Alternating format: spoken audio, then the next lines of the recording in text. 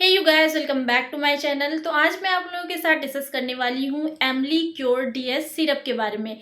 और ये एक तरह का आयुर्वेदिक दवाई होता है, यानी कि इसके अंदर हर्ब्स का यूज़ करके इस दवाई को बनाया गया है। और इसमें एक तरह के हर्ब्स का यूज़ नहीं किया गया है, बल्कि इसमें मल्टीपल टाइप्स के हर्ब्स को यूज़ किया गया है। और मेनली इसे हमारे लीवर के लिए बनाया गया है, यानी कि लीवर से रिलेटेड अगर आपको कोई शिकायत है तो उस टाइम इस सिरप को आप लोग यूज़ कर सकते हैं। तो मेनली हम लोग देखते हैं कि जब एलोपैथिक दवाई ली जाती है तो उसका कोई ना कोई साइड इफेक्ट होता है, यानी कि जिस रीजन के लिए उस दवाई को लेते हैं उसके अलावा उसका अदर इफेक्ट भी आता है और वो हमारे अलग अलग ऑर्गन को डैमेज करता है। लेकिन जो आयुर्वेदिक दवाई होती है उसका कोई साइड इफेक्ट नहीं होता है, यानी कि वो हमारे अदर बॉडी फंक्शन को कोई इफेक्ट नहीं करता है।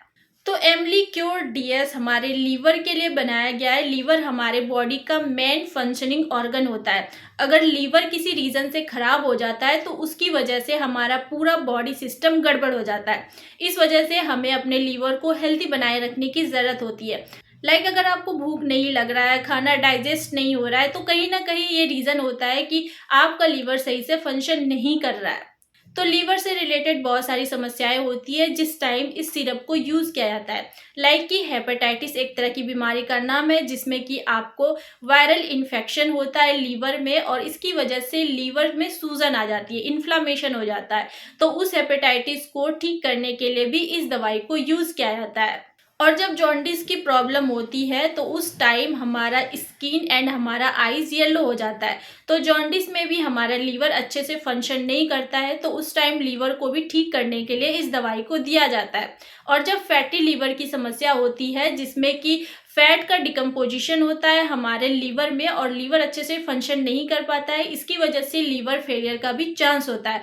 तो फैटी लीवर को भी कम करने के लिए इस दवाई को दिया जाता है। बहुत सारे लोग ऐसे होते हैं जो अल्कोहल को बहुत ज़्यादा कंज्यूम करते हैं, तो लंबे टाइम तक अल्कोहल लेने की वजह से भी फैटी लिवर होने की समस्या होती है। तो उस टाइम भी इस दवाई को देते हैं ताकि हमारा जो लीवर है वो अच्छे से फंक्शन कर पाए। क्योंकि लीवर ही एक ऐसा ऑर्गन होता है जो कि रीजनरेशन करता है, यानी कि अगर आपका डैमेज हो गया है लीवर तो धीरे धीरे वो नेचुरल फॉर्म में आ सकता है। इसलिए हमें अपने लीवर को हेल्दी बनाए रखने की ज़रूरत होती है। तो ये सिरप हमारे लीवर को हेल्दी बनाए रखने में ही हेल्प करता है।